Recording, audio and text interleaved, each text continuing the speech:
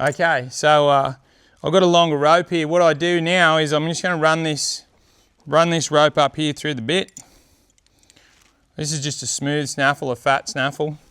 And what I'm going to do is I'm going to clip that onto the cincher. You can see how light that mare's gotten already. Like I can just take her nose and just bend her head around there nice and soft. So she's really sensitive, she's retaining her training. I'm going to just straighten her head out and I'm going to clip that back on there. It's all right if she wants to move. Now, what I'm going to do now is you can see I've got a little bit, it's doubled up through the bit, back to the girth. I'm going to send her off. I'm going to get her moving. She already knows how to drive. Like I can direct her and drive her, no different to when I'm lunging her. I'm just going to get her to go around there nice and straight. What I'm looking for is I want to be able to shut her down when I pick up on that rein. So I'm just going to take a hold of that rein. Whoa, good. Now you can see it from there, how that mare, she just softened to that pull there and found that target. And she shut down. Now I'm not holding that, she's given to it. She might wriggle around a little bit when I come up in here because she's still a little bit sensitive. But what I'm going to do, I'm just going to let that out. I'm going to let her go again.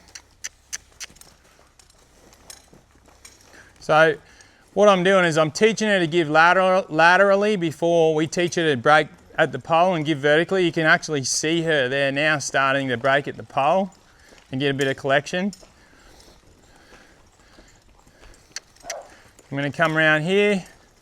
I might even throw the word in there. Whoa. Good. That's the objective, is to get that horse to stop straight. And I can start throwing in that word, that whoa, and she's going to start to associate that word with that action. If I'm consistent enough, they call that association training. It's no different to clucking a horse to get him to go, smooching to him to get him to lope. It's when I say whoa, I want her to get stopped. I want her to park her feet. We'll do it one more time this side and then we'll go the other way. We might even fast forward things a little bit.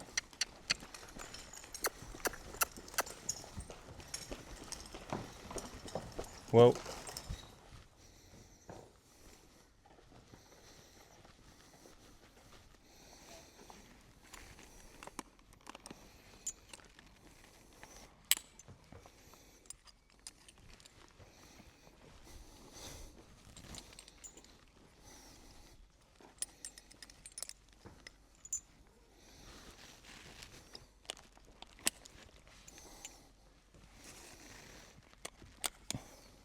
Okay, now we're going to do the other side and we're just going to do exactly the same thing. I'm going to direct her, I'm going to drive her, I'm going to get her travelling out nice and straight.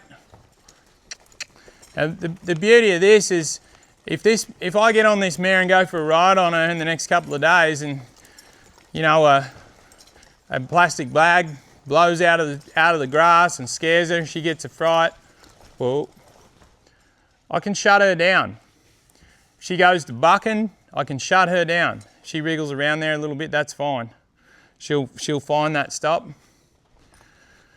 So it's kind of like a safety brake, like an emergency handbrake. I can put on this 2-year-old before I go and put myself in at her mercy. You know, I've done a lot. I've rode a lot of 2-year-olds out of the round yard for the first time when I didn't have a whole lot of steering and I didn't have a whole lot of brakes.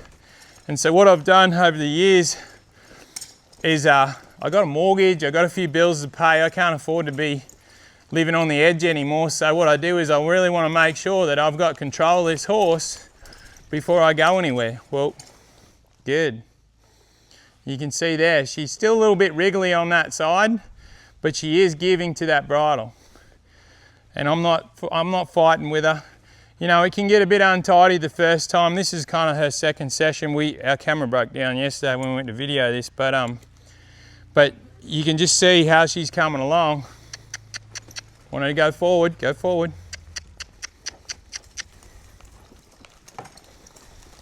We're gonna get her trotting out there nice and straight. Whoa. Good.